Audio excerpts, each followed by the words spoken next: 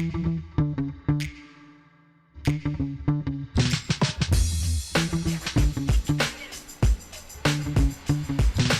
welcome to Relationships at Work, the leadership guide to creating a workplace we love. My name is Russel Lolacher. I'm a communications nerd. I'm a leadership nerd. And if you've been listening to the podcast, you know about this part. I am a curiosity nerd. It is one of the biggest drivers of this podcast. It's why I started this podcast, is that I am extremely curious about how we can lead and work together to improve the employee experience, improve those workplace cultures. And I think this show has become pretty great as a resource to help us all with that.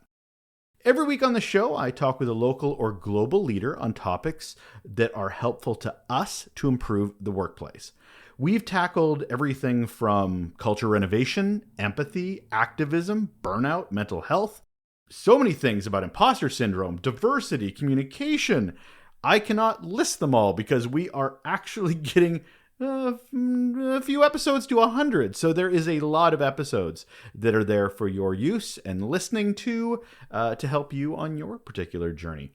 And now as an added bonus, I'll be sharing an additional episode, a mini episode. It's all inspired by Raw Notes, which is my weekly newsletter, which you can absolutely still subscribe to.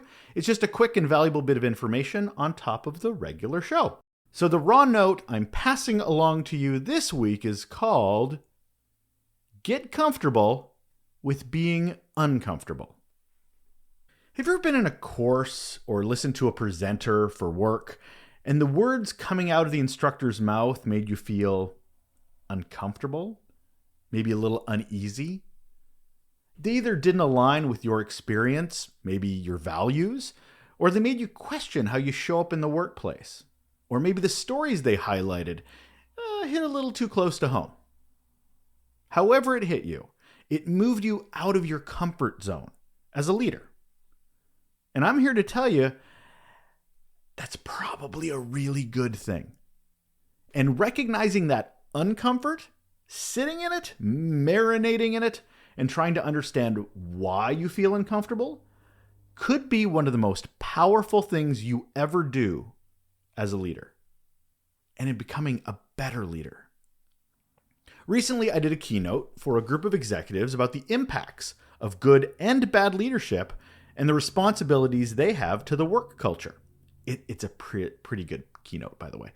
One of the executives had a really interesting reaction to my presentation, to my anecdotes, to my recommendations. Near the end of the presentation, she admitted to the group, the entire group, very vocally, about feeling really uncomfortable by an experience I shared about horrible onboarding and how organizations rarely take them as seriously as they should. It just hit her funny. This executive not only admitted to feeling uncomfortable publicly, she also followed that up by questioning her feelings and wondering why she was feeling so uncomfortable. It was a really vulnerable moment. She was reflecting on how she may or may not have contributed to others' onboarding experiences in the negative, and how her actions or inactions may have stayed with them through their careers.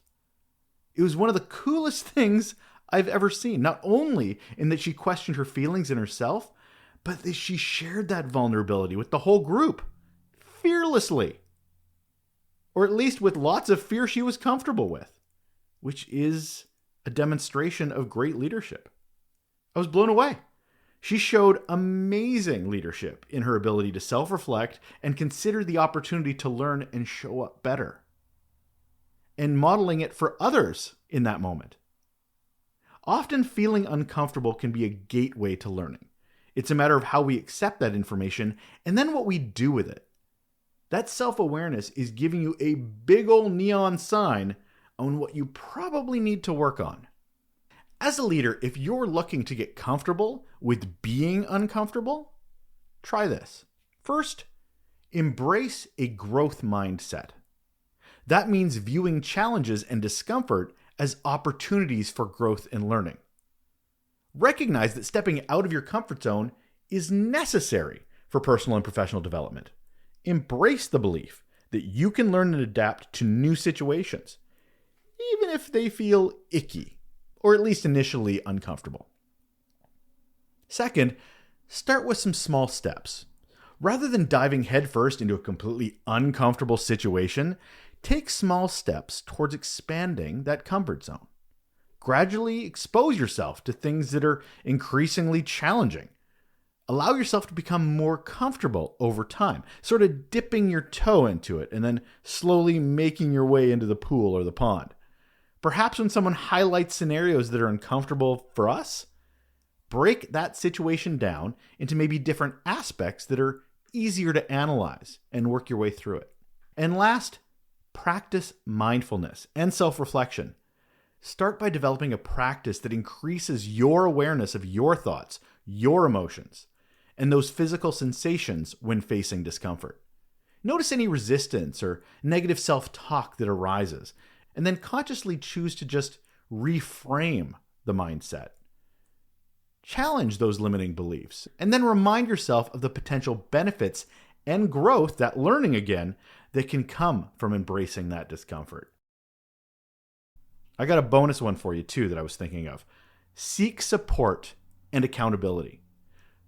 Surround yourself with a supportive network of friends, mentors, and colleagues who actually encourage and motivate you when feeling discomfort. The executive I talked about was very public in a group of executives she obviously had some psychological safety with.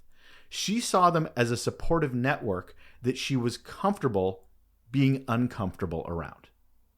So being uncomfortable as a leader, it's a moment that we need to embrace as part of our growth. Don't miss that opportunity. I know I've missed a few over the years, and I'm working every day to make sure that I embrace them when I can. It's not easy. And that'll do it for another episode of Raw Note, a mini episode edition of Relationships at Work, the leadership guide to creating a workplace we love. As usual, I'm Russel Lolacher, always happy to have you here. If you like this episode, whether it's the guest episodes, maybe it's these mini episodes, I ask that you share them, whether it's in conversation, an email, however you converse with your colleagues at work and your leadership. If you think this show is a great resource that can help them learn, why not just pass it along just to one other person? It really helps the show grow. Thanks so much. Take care.